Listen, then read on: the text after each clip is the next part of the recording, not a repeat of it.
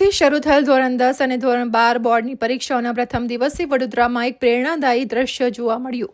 વિદ્યાર્થીઓનો પરીક્ષાનો ભાર હળવો કરવા અને તેમનો આત્મવિશ્વાસ વધારવા માટે શહેરના રાજકીય નેતાઓ શાળાઓમાં પહોંચ્યા હતા. સ્થાયી સમિતિના ચેરમેન ડોક્ટર શીતલ મિસ્ત્રીએ ગુરુકુળ વિદ્યાલયના પરીક્ષાર્થીઓને આવકારી તેમને પરીક્ષા માટે શુભેચ્છાઓ પાઠવી હતી. જ્યારે ભાજપ પ્રમુખ જયપ્રકાશ સોની સહિતના આગેવાનોએ વિવિધ સેન્ટરો પર વિદ્યાર્થીઓના કપાળે તિલક કરી મોઢું મીઠું કરાવી પરીક્ષાના મહાકુંભમાં વિજયી થવા આશીર્વાદ આપ્યા હતા. નેતાઓની હાજરીએ વિદ્યાર્થીઓને પ્રોત્સાહિત કર્યા હતા. આખા ગુજરાત રાજ્યમાં ધોરણ 10 અને 12ની બોર્ડની એક્ઝામ ચાલુ થઈ. બોર્ડની એક્ઝામ એટલે વિદ્યાર્થીઓની કારકિર્દીનો એક ઇમ્પોર્ટન્ટ પડાવ છે. ખાસ કરીને આજે ગુરુકુળ વિદ્યાલયમાં ધોરણ 10ના વિદ્યાર્થીઓની પરીક્ષા શરૂ થવા જઈ રહી છે. બાળકોને એન્ટ્રી આપી દીધી છે. બાળકોમાં ઉત્સાહનો સંચાર થાય, આત્મવિશ્વાસનો સંચાર થાય એ માટે ભારતીય જનતા પાર્ટી તરફથી ચેરમેન તરીકે હું પોતે એરિયાના તમામ કાઉન્સિલર, શિક્ષણ સમિતિના ઉપાધ્યક્ષ એવા શ્રીમતી અંજનાબેન ઠક્કર, કાઉન્સિલર શ્રી હીરાભાઈ કાંજવાણી, અમીષાબેન ઠક્કર, તમામ લોકો ત્યાં ઉપસ્થિત રહ્યા છે. બાળકોને ફૂલ આપી તિલક કરી અને ચોકલેટ દ્વારા સ્વાગત કરવામાં આવ્યું છે.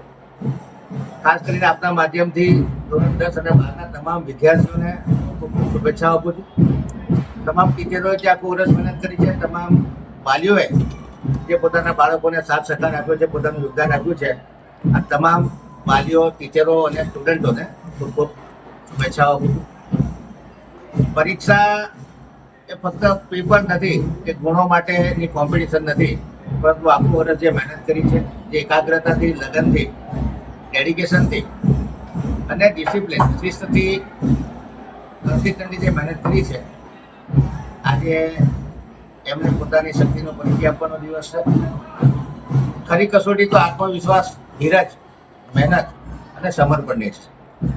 પરંતુ પેપર લખવા જાઓ ત્યારે આત્મવિશ્વાસથી, એકાગ્રતાથી અને સમયનું અનુપાલન કરી અને ખૂબ કોન્ફિડન્સથી જે આવડતું હોય પ્રશ્નોના જવાબ લખવાનું. પરીક્ષા એક માઇલસ્ટોન છે, જીવનની સફળતાની પહેલી સીડી છે. બિલકુલ ગભરાયા વગર, નિર્ભય થઈ અને કોઈ પણ જાતના તણાવ અને પોતાની પર હાવી નહીં થવાની એકાગ્રતાથી સમયનું પાલન કરી અને 1 by 1 પ્રશ્નોના જવાબ આપવાથી 100% સફળતા મળતી હોય છે. માનો નિષ્ફળતા બી મળે તો નાસીપાસ થવાની જરૂર નથી, કારણ કે નિષ્ફળતા એ બી સફળતાનો જ એક ભાગ છે. આથી તમામ વાલી મિત્રો, વિદ્યાર્થી મિત્રો અને હું ખૂબ શુભેચ્છાઓ આપું છું કે અમને આખા વર્ષભરની મહેનત અને જે ડેડિકેશનથી, લગનથી, એકાગ્રતાથી જે એમણે મહેનત કરી છે એ મળે અને આગળના જીવનમાં ઉત્તરોત્તર પ્રગતિ થાય એવી શુભેચ્છાઓ. ઘણા પેરેન્ટ્સ વિદ્યાર્થીઓને ટકોર પણ કરતા હોય છે કે મહેનત નથી કરી, માર્ક્સ ખરાબ આવ્યા છે. એવા પેરેન્ટ્સને તમે શું સંદેશો આપશો? આ તો એક પરીક્ષા છે, આવનાર દિવસમાં બીજી વાર પરીક્ષા પણ અપાશે. મેં કીધું કે પરીક્ષામાં ગુણ કરતાં માણસનું ચરિત્ર અને સમાજ સેવાનો ભાવ અને ઉત્તમ ભણતર થાય એ વધુ મહત્વનું છે. પરીક્ષાથી નાસીપાસ થવાની જરૂર છે. પેરેન્ટ્સ નાસીપાસ થવાની બિલકુલ જરૂર નથી. પેરેન્ટ્સે પોતાના બાળકને જેવું છે એવું એક્સેપ્ટ કરવું, અલાઇન કરવું અને એપ્રિશિએટ કરવું કે જેટલું સારું કરે છે એટલું બાળકને એપ્રિશિએટ કરવાની જરૂર છે. દરેક બાળકમાં કંઈક ને કંઈક ખૂટતું હોય છે. આ એકેડેમિક્સની પરીક્ષા એક ભાગ છે. જીવનમાં સફળ થવા માટે ઘણા બધા પેરામીટર્સ પર ખરા ઉતરવું પડતું હોય છે.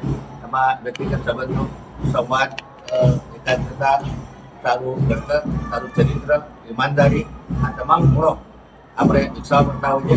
અને જે ટીચરો આખું વર્ષ મહેનત કરી અને જે જવાબદાર બાળકો બનાવી અને આવનારી પેઢીનું ઘડતર કરતા હોય છે, એ તમામ ટીચરોને પણ ખૂબ શુભેચ્છા આપું છું અને એમને પણ બેસ્ટ ઓફ લક કહું છું કે આપણા તમામ સ્ટુડન્ટો સારામાં સારું પરફોર્મ કરે, જે વાલીઓ દિવસ રાત જાગી અને પોતાના બાળકો માટે જે પણ મહેનત કરી છે એમની પણ મહેનત પડે એવી ઈશ્વર ચરણોમાં, માતા સરસ્વતીના ચરણોમાં પ્રાર્થના કરું. વિદ્યાલય હાંડીવાલા છે, રિંગ રોડ ખાતે આજે ધોરણ 10 માર્ચ 2026ની પરીક્ષા નિમિત્તે છેલ્લા 20 વર્ષની પરંપરા મુજબ 900 છોકરાઓનું સ્વાગત કરવામાં આવ્યું. છોકરાઓની બીજી સ્કૂલમાં પરીક્ષા નંબર આવ્યો છે અને હાવ દૂર કરવાનો ખૂબ જ સુંદર પ્રયાસ કરવામાં આવ્યો છે.